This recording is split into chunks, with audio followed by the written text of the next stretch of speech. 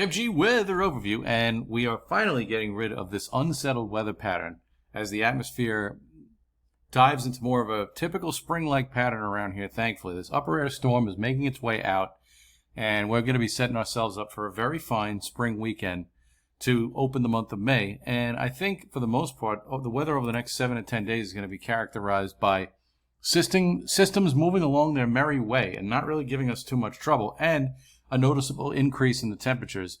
Temperatures that should be normal for this time of year. Mid and upper 60s, low 70s, so some very fine weather on the way for the most part over the next 7 to 10 days. There's going to be some brief interruptions, but this weekend is going to feature lots of sunshine. And we might have a few scattered, very widely scattered showers this evening, but all in all, I think everybody's basically dry for the next 72 hours. High pressure's in control.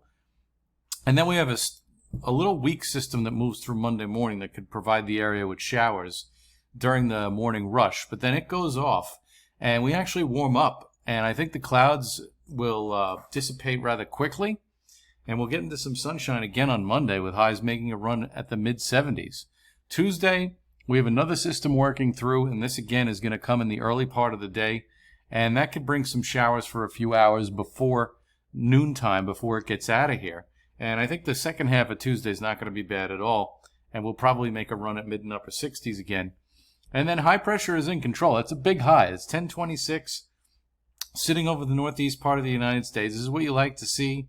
So after we get past Monday and Tuesday's minor rain events, high pressure remains in control. And for the first half of the weekend anyway, for Mother's Day, looks pretty good. Now this front is going to try to come down on Mother's Day and maybe interrupt us with some rain.